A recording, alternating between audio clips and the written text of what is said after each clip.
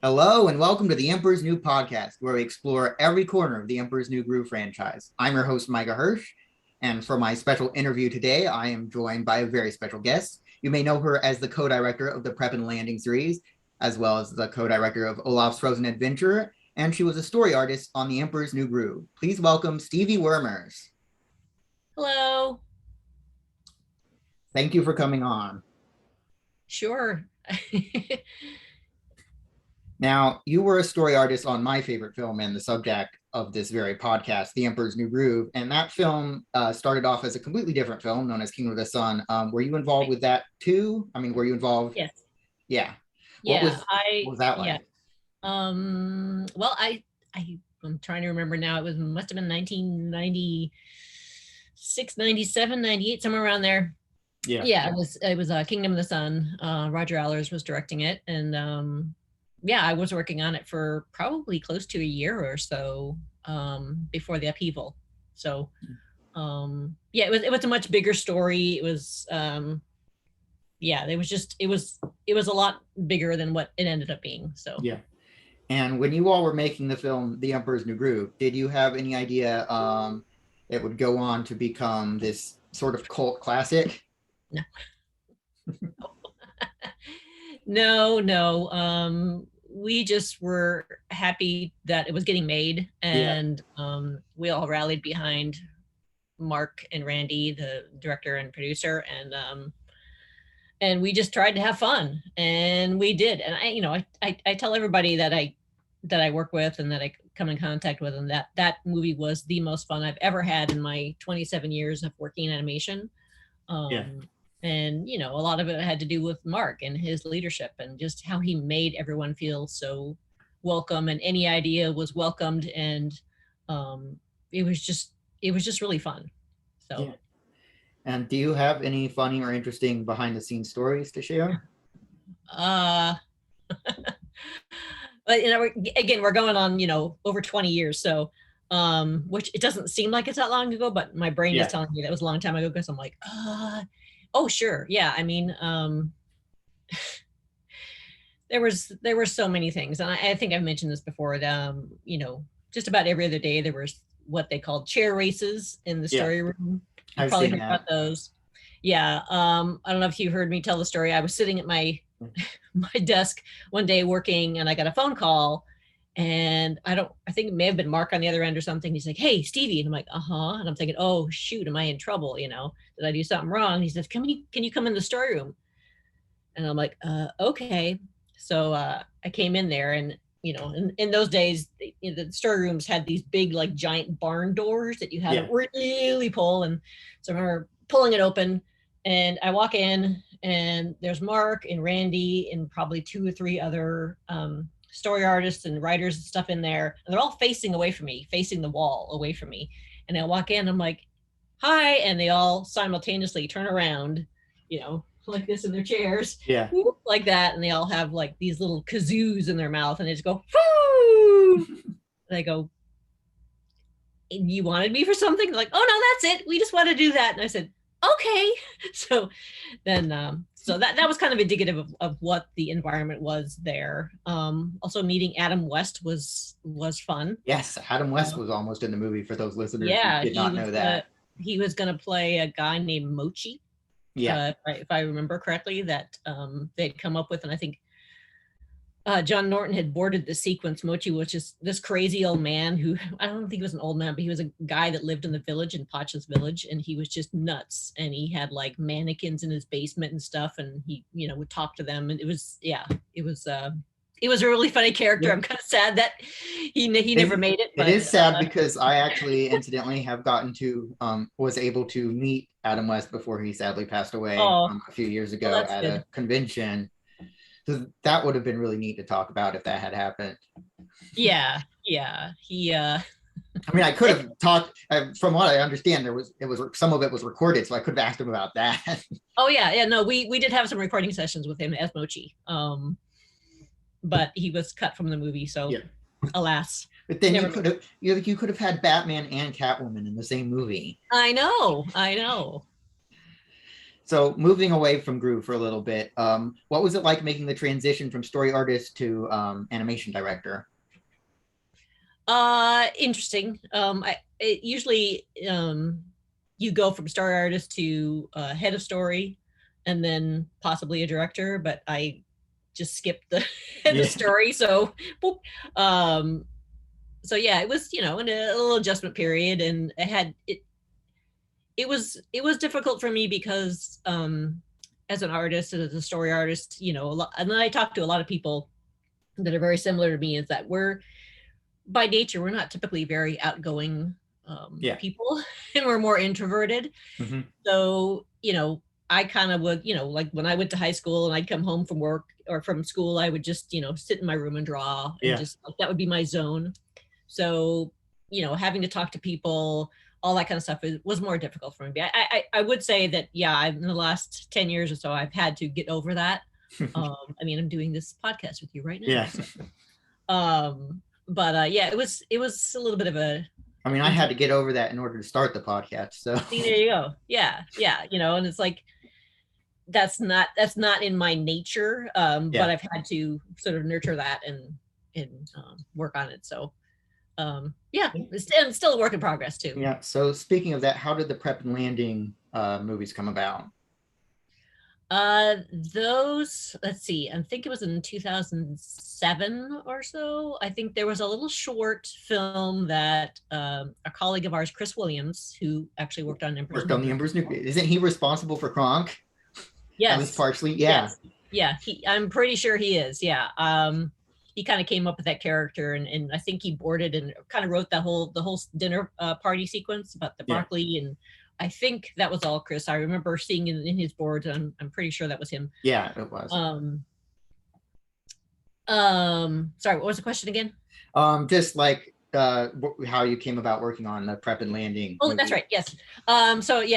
So Chris had done this little short that was called Prep and Landing. And it was like a 5 or 7 minute short that he had done. It was just in storyboard, so it never made it through production. So it was just on reels. That's what we call on reels when it's just storyboard form. And John Lasseter, who was our boss at the time, he was our newly appointed boss in 2007, right? He'd only been there for a year. He really liked that short. And he always had a dream that he wanted to make a TV special or a Christmas special, right? Yeah. And he loved Chris's short. He's like, I really like this, but Chris was unavailable at the time because he had just got put onto Bolt, the movie Bolt, to become a director. So he couldn't do both those at the same time. So it was right after my work partner, Kevin Dieters, and I, we had just finished making a Goofy short, and we were going to make and also the Nessie short. That was my second year student film at Cal Arts, which I'm still very happy that got to get made. So we had just finished wrapping those pretty much. And so John Lasseter came to us and said, hey, you guys have a little bit of experience now. Do you want to make this Christmas special? Take what Chris has done and make this. So we're like, okay. So we took it and kind of made it our own. And the storyline is still very similar. It's about an elf who was tired of his job. And we kind of kept that core, but then, expanded the world and the characters and all that kind of stuff. So that's where it came from. Yeah, and then of course you went on from there to co-direct Olaf's Frozen Adventure. So what was it like becoming an important part of, sorry if I'm talking too fast, such a popular franchise as Frozen? It was a bit intimidating just because, I always say, well, John trusted us enough to give us the keys to $1 billion car. If you look at it that way, take it out for a spin. So it was a little intimidating. But at the same time, we knew that it was just basically going to be about Olaf. And we knew, we just told ourselves, let's just have fun with this, and we did. Actually, it was a really fun production. And it was actually the first musical that I've ever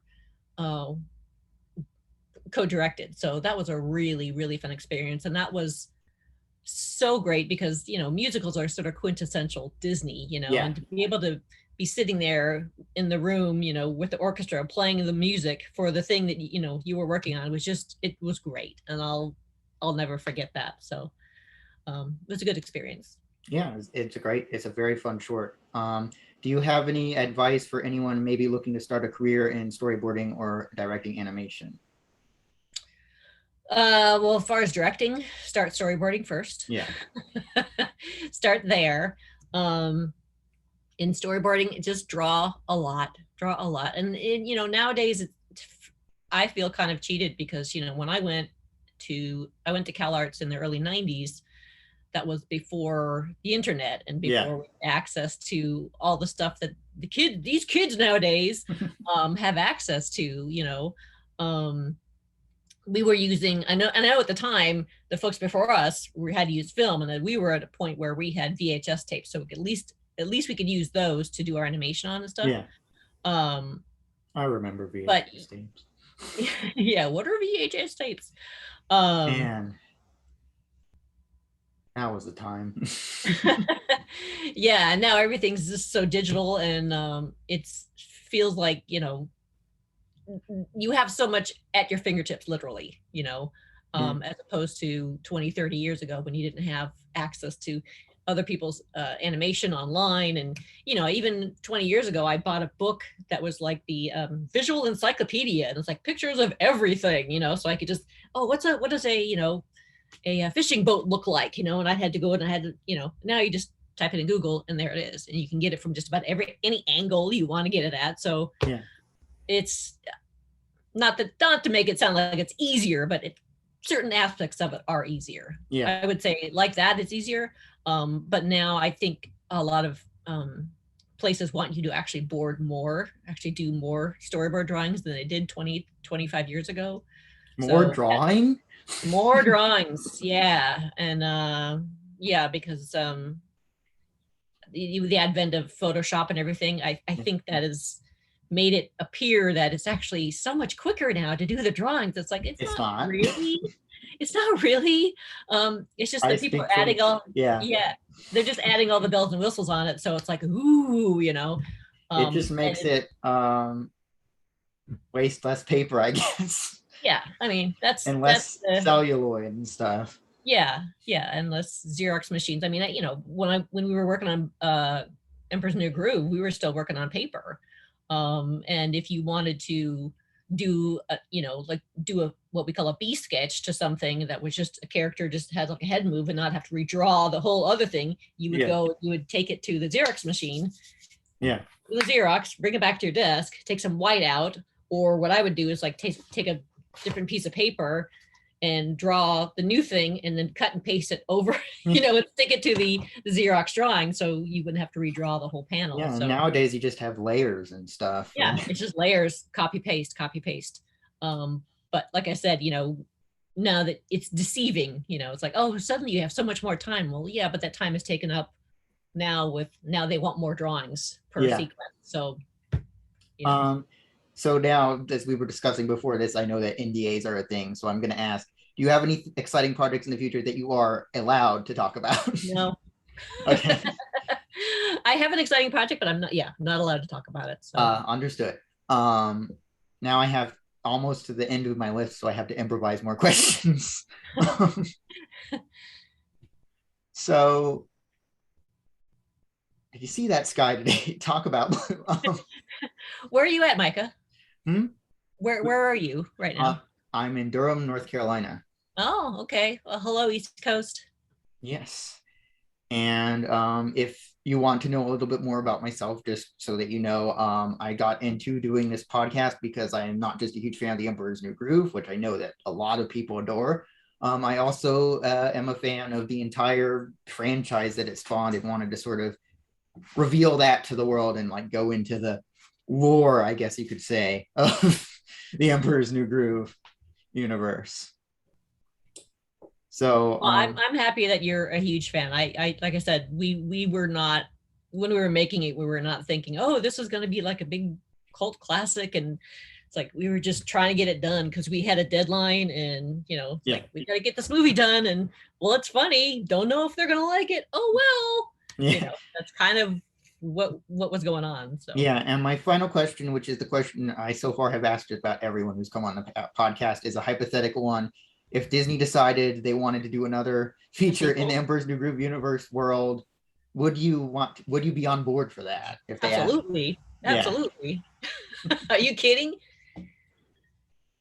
In a split second. Yeah. So yeah, especially if Mark was interested in doing it again, that would be amazing. But I sadly don't see that opening back up again, for that door opening back up again anytime soon. So yeah. But you never know. Yeah. You can start a campaign. Yeah. I think that's what Tony Bancroft wants me to do. Yeah. Get a bunch of signatures. So I don't really have any other questions. Thank you for your time and coming on the podcast. Oh, thank you. Thanks for inviting me. And you all can find The Emperor's New Groove. You can find all the Prep and Landing movies, all 3 of them, and you can find Olaf's Frozen Adventure, all I believe, on Disney Plus. And I have a pre-recorded outro where I plug all my stuff. So thank you for coming on again. Thank you, Mike. Like I said, thanks for having me. Have a good evening. You too.